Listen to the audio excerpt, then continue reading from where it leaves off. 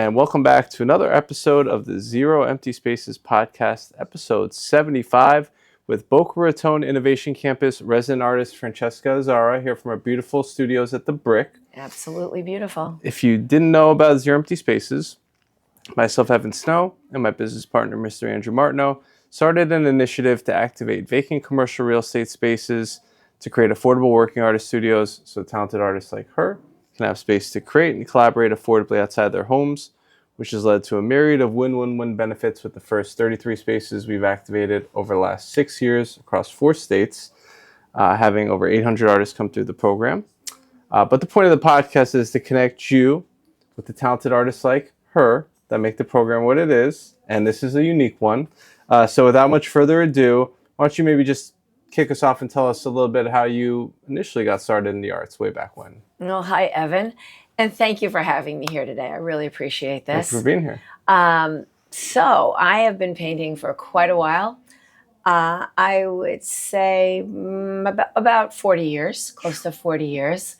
I have a background in design and in fine art. So after high school, I was off to FIT and I became an apparel designer. I got an apparel design degree from FIT. Later, after 17 years in the industry and having my own freelance design business, settled down, started a family, and eventually went back to get my Bachelor of Fine Arts at Kean University in New Jersey. Okay. So that was sort of my journey from design into art. And, I was very new at it, and I was painting in my living room and doing whatever I could while I was raising a small child. That's the way we all start out pretty much in a lot of ways. And I've always been working a little bit in mixed media with my work. For a while, I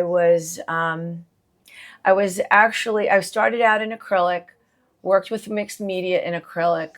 I was working in pastels for a while, but my pastels were not classic, traditional pastels. I was, again, adding mixed media to pastels. You don't see that too often. No. And then, interestingly enough, I was at a show, saw a piece of art that I absolutely loved, asked the gallerist, I said, "What is this painting made out of?" He said, "Oh, that's wax." I said, "Wax?" He said, "Yeah." He goes, "It's encaustic wax." I had no idea what encaustic wax was. I really didn't do my research in the beginning. I thought, oh, I just have to melt candles and I'll have wax. Ironically, I actually created this phenomenal body of work. At that point, I was at Kean. They gave me a solo show, and I was dripping the wax, working with black threads and nails and charcoal and layering translucent papers that had waxy surfaces. And I created a very interesting body of work. And then found out exactly what encaustic wax was. Wound up at R&F. They were the first manufacturers of encaustic paints in the United States. There are several manufacturers now. They're located up in Kingston, New York. I did a workshop up there, and that was sort of my jumping off point. I wound up with 2 grants in Union County where I was living. They were wonderful grants where I was teaching and doing workshops. That was part of my proposal for one grant. The second one, I did a residency at a high school, and we recreated Jasper Johns' American flag painting, because Jasper Johns is one of the contemporary artists who rediscovered encaustic painting. It was encaustic painting goes way back to the ancient Greeks, before oil painting. So it has a very interesting history. So, and I could go on and on and on about encaustic painting.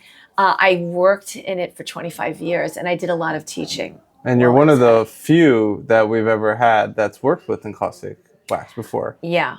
It's not so common. And I know also back then, interestingly, one of the last artist I interviewed on the podcast, pulled up a book from like the 50s or 60s about it, and it wasn't so commonly known, but now it is becoming Yes. a more common medium. Yes, it is. And it does stand out, and it does help your work, separate itself and step apart Yes. from traditional Right. acrylic and oil painting. Right. And I did build a following and a reputation up in the Northeast as an encaustic artist. I was pretty well known up there, and having worked at the Newark Museum, they brought me in for workshops. I was teaching there. I was teaching at the New Jersey Center for Visual Arts, at the New Jersey Media Center, and anywhere from Bergen County down into Monmouth County. They were all inviting me to come and do workshops, and I teach privately also. So I'm still available to teach. Okay. If anyone wants to learn how to work in encaustic wax. Okay. Well, definitely. You can certainly reach out to me for that. I'm happy to. I think we might need to make some workshops available, but from this early, I guess, initial fashion design, FIT experience, and then from, I guess making the transition, pivoting into, traditional art, kind of what first sparked this love for art, and how did that early spark kind of evolve into a now lifelong career practice? I think it's a spark I even had from childhood. I mean, I remember being a little girl and my mother said, "What do you want for Christmas?" And I said, "An easel." Really? Oh, absolutely. And I actually had my own space in our basement that was my little studio as a child, where I could paint and draw and make things and just create, do whatever I wanted to do. And, my parents never stopped me. And, but it was like, where do you channel creativity as you're getting out of high school? And I also loved clothes and fashion. So I was like, okay, well, I can actually get a real career and a real job if I design clothing. So that's how I segued into that. And then later finding my way back into painting again. It was just something that I just needed to do again. For your soul. Yeah, absolutely. Amen. Well, I'm glad you listened to the calling. So you have built now this strong foundation in encaustic painting before shifting into mixed media with ink and oil stick and acrylic on paper. Kind of what inspired that transition, and how has experimenting with different materials shaped your voice as an artist? Well, it's very interesting. The transition with materials is also part of a life transition of me being here in Florida more and more than being in New Jersey, which I love, and having space like this, which I absolutely love. This is fabulous. And my concern was initially that I might not be able to get into a group setting working in encaustic wax because of the fumes, and so I might be turned away.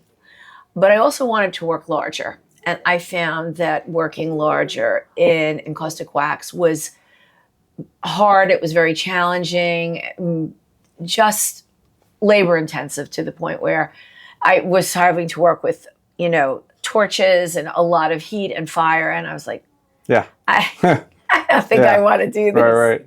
So it was time to make a change. So I thought, let me move over, go back into acrylics, but I'm still transitioning. I've got a body of work here. This is the work that you see here. It is the work that I started when I got down here in this past January, when I moved into Zero Empty Spaces towards the end of January. I did a lot of work. And these are some of the paintings. Some of the paintings are not here in the studio right now. And it was really more about getting away from the structure of the wax, which cools instantly. It's challenging and it's forgiving, but it's hard to work with. And here I said, well, I'm going to start by working more fluidly and pouring and seeing where this goes, and then start to build on that and see what happens with it. So there's been a lot of experimentation, but I'm loving what's going on and adding line work as I move along. And then I started to add, unfortunately you can't see with the camera. We'll give them a little pan around here.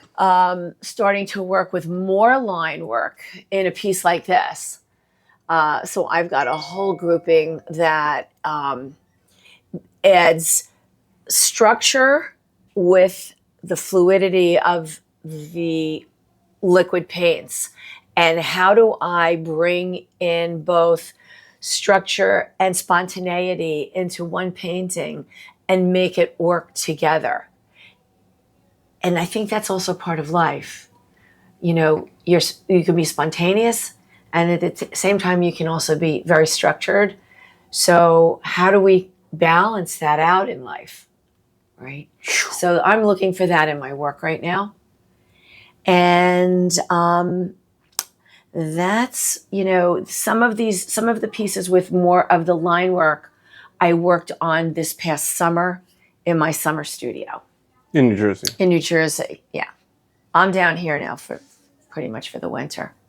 And this is another piece up here that's got, you know, some of the line work. It's been sort of an interesting, you know, journey with these pieces. I wish I had some of the other ones here for you to see.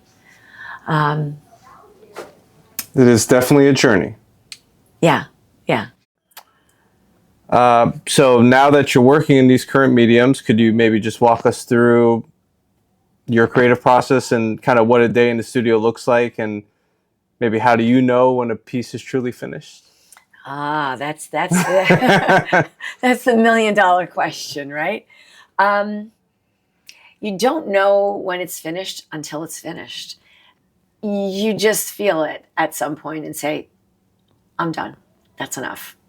Occasionally, I would say painting is similar to writing.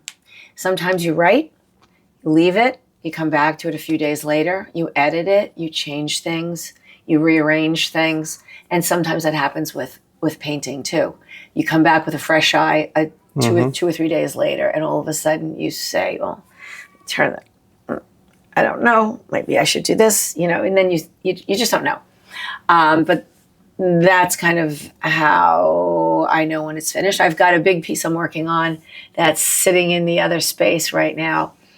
I'm going to be putting it on social media, sort of photos of it, beginning, middle. Nice. It's not done yet, but I'm going to do a work in progress reel, hopefully today. Okay. And it's far from finished. You know, the work has to talk to you. Is the best way to explain. How long do you put into each piece of work nowadays? What does that process look like? That can vary. And are you working on multiple simultaneously? I'm usually working on several pieces at the same time. Especially when I was pouring paint, you'd have to step away from it. That's got to dry, move on to another piece. So I usually had 3 pieces going at the same time. Wow. Yeah, and I used to do that with encaustic paintings also. Could you estimate? I think it's better to work. I like working like back and forth, back and forth. Could you, not in terms of how long, you know, you started in June and now it's, October, but how many hours would you say do you think you might put into a piece? I would probably say a piece like this, maybe it was 8 or 9 hours over several days. Right. Because it was drying and going back into it again. Plus the time thinking about it and thinking about it. I find that very often I could be walking down the street, cooking dinner, and I'm thinking of my work and thinking of where do I want to go next with it. And I don't know, I always feel like I've got so much that I haven't explored yet that I want to get out. And it's like, well, how do I do that next? It's a lot of it is the figuring out of the dynamics and the logistics of the work to create it. Mm-hmm. And my goal is not to be like anybody else's work. You're definitely very unique in that regard. Yeah. When it is time for you to think about these different processes, what works for you? The internet, books, talking to fellow artists here at the studio? I look at a lot of I look at what a lot of people are doing. I definitely look at that.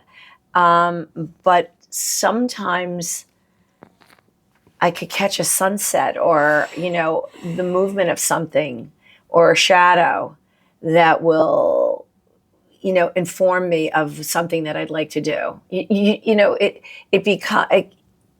goes into a memory bank, a visual memory bank that you pull on in the future. Your own Pinterest wall, but in your mind. Speaking of ideas and inspiration, who are some of the artists over time that have been inspirational for you? Helen Frankenthaler. She was a biggie for me. Loved her work. I loved the work of Georgia O'Keeffe. Probably a lot of the New York school, that group. And the 79th Street Women, I believe. Yeah. I'm a member of NAWA. Are you familiar with NAWA? Why don't you tell? NAWA is the National Association of Women Artists that goes way back. I think Mary Surratt or Mary Cassatt was a member. I mean, it goes back to the 1800s. And they're based out of New York City, but they have a Florida chapter. I do know that. And speaking of some of these women, I mean, it's just so interesting that here in this building, where still down the hall from where our previous studio was, had some great Dorothy Gillespie pieces. Yeah, and she hung in Summit, New Jersey for quite a while too. She may have a permanent piece in Summit. I believe it. She has some permanent pieces here at the Boca Raton Innovation Campus, the former IBM headquarters. Beautiful office building that has art all throughout it now. If you've never been here, you need to come. And we're so grateful to have a quasi-permanent space. We've been here for over 3 years now. I think this is the best kept secret in South Florida, if you really want to know the truth. When it comes to art, I think people need to come here and see what's on the walls of the buildings here. Because It's not just this building. Correct. It's the other buildings. Correct. Also. It's the largest office campus in the state of Florida. It's over 1 million square feet. And thankfully, CP Group, the owners and operators of the building, they believe in the power of arts as it relates especially to innovation. And with it being the largest office campus in the state and having the Guinness Book World Record longest hallway of which we are part of. In the Western Hemisphere, they thankfully not only opened their doors, but they opened their walls to create these art on brick walls exhibition opportunities, to the point now that we initially kicked off many years ago, that now there's 19 curated, rotated exhibits lining the walls of this building, that they even have a curator for CP Group. And we're going to look to get... Which they need, because it's a big job. Amen. So it is a lot to handle. It's a lot to handle. So that, and we are going to look to get another exhibit going here for Zero Empty Spaces outside of the studio. But if you haven't been here, we'd love to invite you to join us every second Saturday of the month now as our open studios in the afternoon. Please come and visit us here. We're all here on that Saturday, second Saturday of the month. Great opportunity to form new connections, new collections, new inspirations when we encourage more of the artists to be present. Thankfully, you guys do a great job. So you can come here any day of the week, and there's generally multiple artists here. Yeah, there's always at least 5 or 6 of us here working. Between the public hours of 12 to 5 p.m. But the open studios, we definitely encourage you to check out. And lovely to see a new edition of a small work show exhibit on one of our long-running walls on the other side of the studio. Group exhibition of everyone that's here. With pieces priced conveniently to sell under $300. Perfect for gift giving. Correct. Art makes a great gift. It's a little bit easier to leave with the artwork there. Now, speaking of exhibiting, after more than 30 years of exhibiting, what continues to fuel your passion for creating, and how do you keep your work feeling fresh, alive, and relevant today? I think the fresh and alive part is because I'm always trying new ideas. I'm always looking for new ways to express what I'd like to say. And my new body of work, which I have a large piece currently on display at the Big and Bold show up in Stewart, it was the first in the series. I've got another piece right here, and I am working on a piece that's sitting in the other space right now, drying. So these are more story-based. They are more mixed media, much more layered. We'll see where this new body of work goes. It is a little more reminiscent of my encaustic work with the amount of layers and the mixed media that I'm using on the paintings. So there's a lot more going on. Could you maybe speak a little bit to the layers for those that might not be familiar on kind of what goes into that layering process and how that, makes the work pop in the way that it does? Right. So those pieces, I will lay down color and shape, go over it. Maybe I'm writing, maybe I'm doing line work, go over it. Some of it comes through, some of it stays, some of it disappears. It all depends. And I'm still layering and over. I went from pink to white to some pink and green, and I'm like adding more things. It's just, it's a lot of work. Yeah. The big pieces that are very layered, many hours to paint them. No, definitely. But it does contribute and create this effect. Yeah. That does, obviously 2-dimensional, 3-dimensional work, you paint on a canvas, one layer is more than fine, but some of the masters, and the one that comes to mind for some reason right now is Basquiat, a lot of artists paint in layers and paint over and over and over. Right. And it creates a very unique effect. And it definitely shows in your work here. Thank you. And having taught encaustic painting at the Newark Museum and the New Jersey Center for Visual Art, how has guiding other artists influenced the way you think about your own work and creative growth? It has been a great pleasure to teach and work with artists that most of the people that would come to my encaustic workshops were already working in a different medium and they were looking for something new. So they came with their own visions and their own aesthetics, and then they had to figure out how to use the wax. And so that was fun. But I would, you also you learn from your students. You absorb some of what they're doing and their way of approaching work. And it always informs my own work in some small way. Amen. Now, if they would like to engage, if somebody finds this interesting and relevant and they don't know you, what are some things that you're available for? Commissions, classes, workshops? I'm available for commissions. I'm available for teaching, for encaustic workshops, painting workshops if you want them, but certainly for most, it's hard to find someone that can teach you encaustic. I've never seen that. I have the materials here. Okay. So you can either check out my website, francescaazzara.com, or you can go to my Instagram account at Francesca_Azzara_art. Yeah, that wasn't taken? That's me. Okay. I don't think I've ever even seen an encaustic workshop offered locally. So I think that is a very unique offering, and I think that's something that we'd be glad to support. And people, fellow artists, the community are always looking for new things to try, new experiences. Yeah. We also would like to get that updated with our Wellness in the Workplace program that we began piloting, where we started taking artists workshops.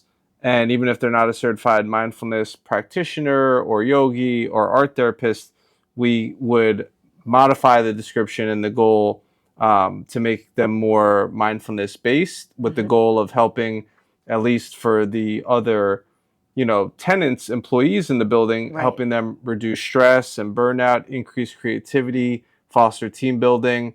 It's something we piloted earlier this year here at the BRiC with some of the neighboring tenants, and we're actually waiting on final confirmation of a grant to do a white paper and research study to show and document that's fabulous. The actual benefits cognitively with EEG strap-on readers to show the brainwave activity, and pre and post surveys of how art mindfulness-based workshops really does increase brain activity, reduce stress, increase creativity, and all the things.